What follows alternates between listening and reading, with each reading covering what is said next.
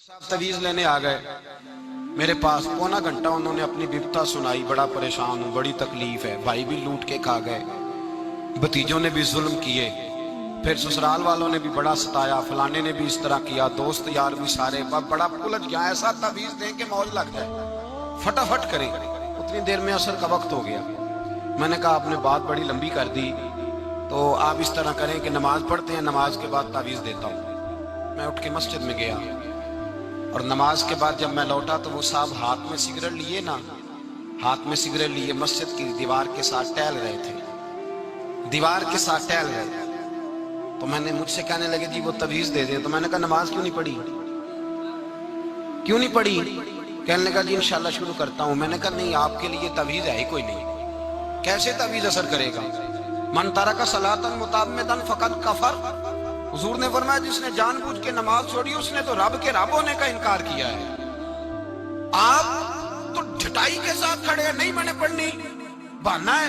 میں نے کہا نہ کسی بھائی نے، نہ کسی سسرال والے نے، نہ کسی دوست نے، نہ کسی اور نے، تیرا کسی نے نقصان نہیں کیا، تو نے جتنا کیا اپنا خود نقصان کیا، جتنا کیا ہے۔ وہ ہمارے بزرگ بات فرمایا کرتے تھے، کہتے تھے چودھری صاحب کا ملازم کہنے لگا سیٹھ صاحب کا، نواب صاحب کا، اور یہ جب میں لفظ چودھری کہتا ہوں تو اس سے مراد صرف برادری کا چودھری نہ لے لیا کریں، آج جس کے پاس پیسے آ جاتے ہیں وہی چودھری بن جاتا ہے، آج اس سے کوئی مخصوص برادری مراد نہیں ہوتی، یہ سمجھ لے۔ میں نے بڑے بڑے عجیب لوگ دیکھے، الا ماشاءاللہ۔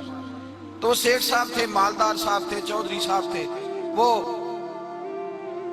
باہر کھڑے تھے، تو ان کا ملازم کہنے لگا چودھری صاحب اجازت دیں تو نماز نہ پڑھ لوں؟ پڑھ لو۔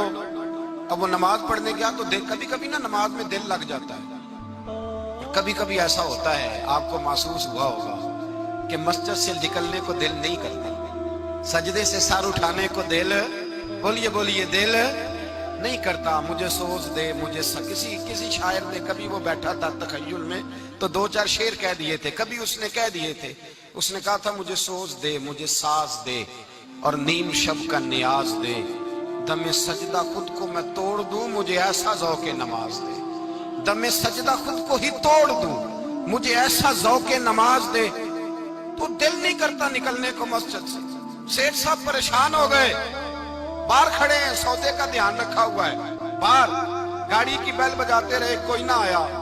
بزرگ فرماتے ہیں جب تھک ہار گئے نا سیٹھ صاحب تو دروازے کے آگے کھڑے ہو کے کہنے لگے اور تینوں کیڑا نہیں پیا باہر آن دینا، تینوں کیڑا نہیں؟ تو بندہ بڑا سیانا تھا، کہندا مینوں وہ نہیں باہر آن دیندا جڑا تینوں اندر نہیں پیا آن دیندا، جڑا تینوں اندر نہیں نہ پیا آن دیندا او مینوں۔ ملا رومی نے اس کا جواب دیا ہے، ملا رومی رحمت اللہ تعالیٰ علیہ فرماتے ہیں تو نہ سمجھا کر کہ میں نماز نہیں پڑھتا تو پھر بھی مالدار ہوں، میں مسجد نہیں جاتا تو پھر بھی میں جائیداد والا ہوں، میں کچھ بھی نہیں، میں نہیں سجدہ کرتا تو پھر بھی میرے بڑے بارے نعرے ہیں۔ ملا رومی رحمت اللہ علیہ فرماتے ہیں مالک سزا دیتا ہے، اللہ سزا دیتا ہے، سزا۔ حضور کیا فرمایا؟ پیسے دے کے، اولاد دے کے، جائیداد دے کے، کہتا یہ سارا کچھ لے، باہر نکل جا، میرے گھر نہ آنا، نکل جا یہاں سے میرے گھر۔ اسے سجدے کی توفیق اگر اللہ نہیں نہ دیتا تو سمجھا ہی نہیں، یہ تو سزا ہے رب کریم، اس نے تجھے سارا کچھ دے کے اپنے گھر سے نکال دیا کہ نکل جا، نکل جا، کوئی شے نہیں، اور جسے کچھ بھی نہیں دیا۔